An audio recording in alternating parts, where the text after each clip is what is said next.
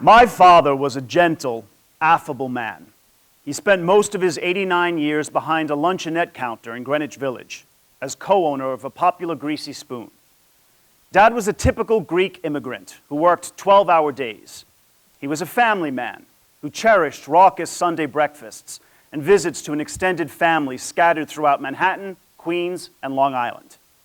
Retirement came abruptly at age 65 when his landlord, rumored to be the mafia's infamous Vito Genovese, announced that his lease had ended.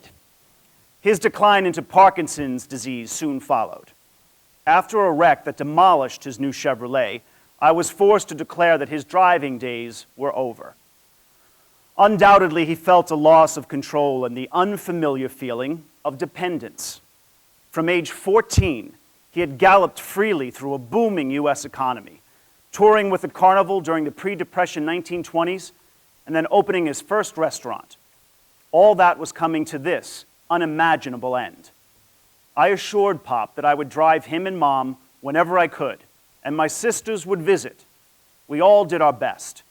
But it was not long before he could no longer care for himself, and Mom had difficulty coping with his physical demands. My visits to their Astoria apartment were frequent, but never enough. Having lived there for 60 years among Greek neighbors, this was the only community in which they could imagine living out their remaining years, but that meant being away from their children. With friends gradually disappearing, our visits soon became their lifeline to the outside world.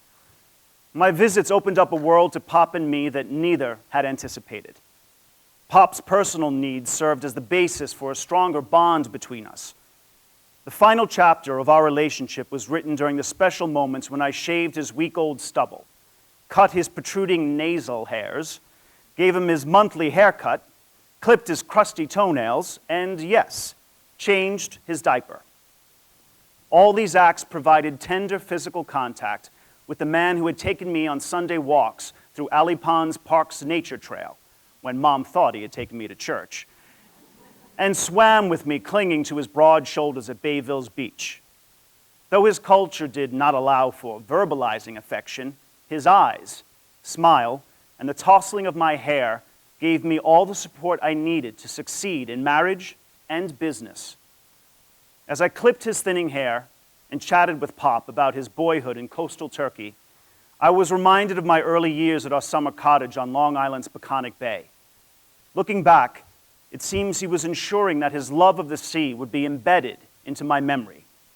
Staring at the bay, he passively awaited the physical contact that we both now yearned for. Pop, I love you, came as easily as, did I hurt you?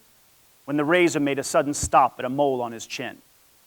Then, barely audibly, came the words he never said before.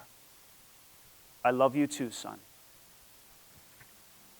He sat helplessly as I tousled his hair and threatened to find a boyfriend for Mom unless he did his stretching exercises. I wanted him to live forever. I walked around to face him. He smiled and said nothing. It was all in his eyes and in the hand he laid on mine as I kissed his cool forehead. Bye, Pop.